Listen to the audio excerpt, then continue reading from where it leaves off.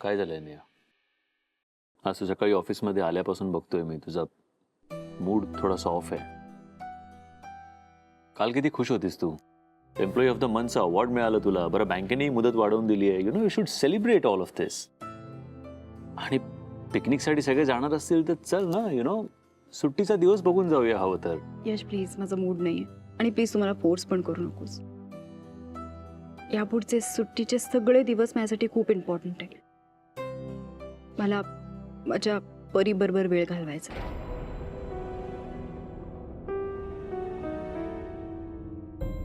सगळं ठीक आहे ना नेहा?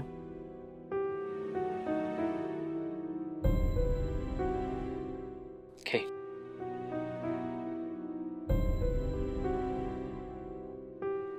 यश, तुला माहिती आज मी ऑफिसला का उशिरा आले? का? कारण आज मी परीसाठी पाळणाघर शोधायला गेले होते. पाळणाघर? As in day care right? तिथे मुलांना थोडा वेळ ठेवतात. पण परीसाठी कशाला? म्हणजे काका काकू सांभाळतात ना तिला, आणि ती पण किती खुश असते. मग हे अचानक कशाला?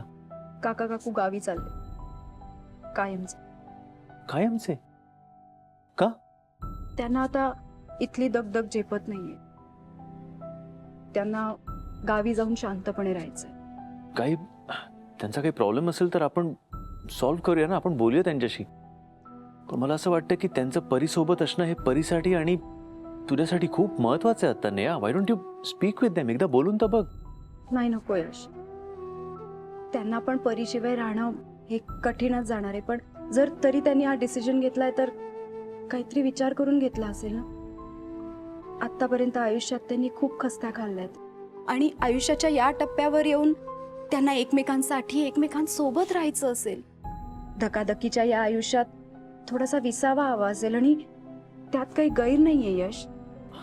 गैर काहीच नाही आहे नेहा. म्हणजे मला कळतंय, मला पटतंय तू काय म्हणतेस ते. पण मला एवढंच वाटतं की परी लहानपणापासून त्यांच्याबरोबर वाढली आहे. तिला त्यांची सवय झाली आहे आणि अचानक तिला असं त्यांच्यापासून लांब करणं म्हणजे तिला बोर्डिंग मध्ये टाकण्यासारखं आहे. आणि I don't think that is right. हे बघ, मला त्यांच्याशी एकदा बोलू दे. Let me try talking to them. I will convince them. I will at least find out त्यांना काय प्रॉब्लेम आहे. बघूया तर. यश, एक मिनिट. अशी सगळे डिसिजन तडकाफडकी नाही घेतायत. आणि तुला काय माहितीये रे आमच्या आयुष्याबद्दल? स्वतःचं काळीज असं दुसऱ्यांच्या हातात ठेवावं ना, तसं आम्ही आमचं मूल दुसऱ्यांच्या हाती सोपून येतो. कधी कधी मूल रडतं, पदर पकडून म्हणतं, आई नको ना जाऊस.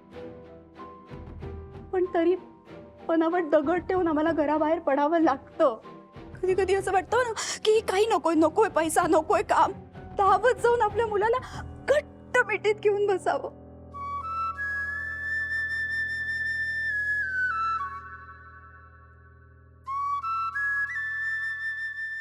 मन काही म्हणत असलं ना तरी आपला मेंदू सतत सांगतो, ए बाई असं वागशील ना तर घर चालवायला पैसा कुठून आणशील, मुलाची फी कुठून भरशील, त्याच्या गरजा कशा पूर्ण करशील.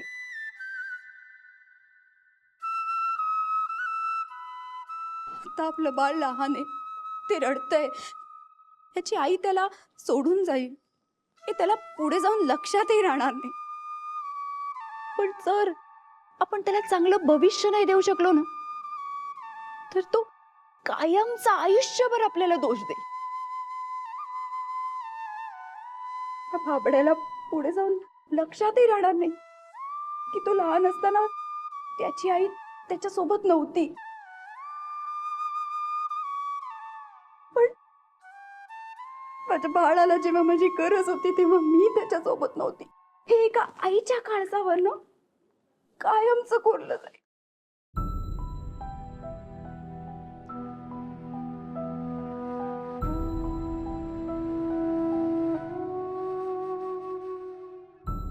दिवसात 50 वेळा हात असा मोबाईल कडे जातो.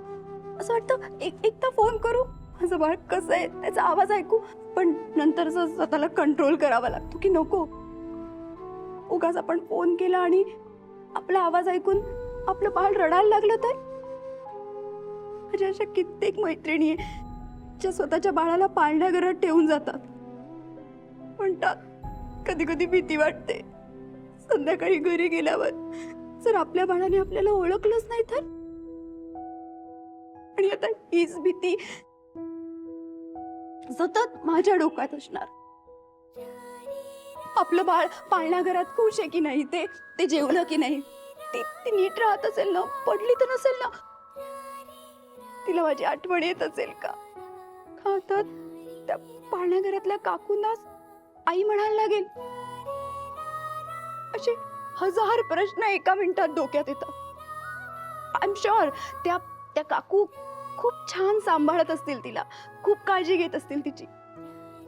पण तरी एका आईला आपलं बाळ 24 तास आपल्या नजरेसमोर असावं असं वाटतं. त्याचं बाळपण डोळ्यात साठवून ठेवावं असं वाटतं. त्याला मोठं होताना बघावं. पण ती एक करू शकत नाही. सतत हातातून काहीतरी निसटतंय असं वाटत राहत. खूप गिल्टी वाटतं मला. आणि म्हणून घरी जाताना एखादं छोटंसं चॉकलेट, छोटीशी वस्तू, खाऊ असं घेऊन आम्ही घरी जातो. असं वाटतं ते बाळ खुश होईल. एका बाळासाठी, त्याच्या भविष्यासाठी त्याची आई एवढं सगळं करते. त्याला कळतही असेल का रे? खरंच कधीतरी खूप हेल्पलेस व्हायला होतो रे. मी नाही कामावर लक्ष ठेवू शकत आहे, नाही परीकडे लक्ष ठेवू शकत. आतापर्यंत आहे ना, मी खूप निर्धास्त होते. परी काका काकूंकडे होती, जरी ती माझ्या नजरेसमोर नसली तरी काका काकू तिचं खूप छान लक्ष ठेवायचे, तिची खूप काळजी घ्यायचे. पण आता ना, तर सगळं बदलणार. आता ना माझ्या परीकडे तिचा हक्काचा माणूस असेल, नाही तिचा हक्काचं घर.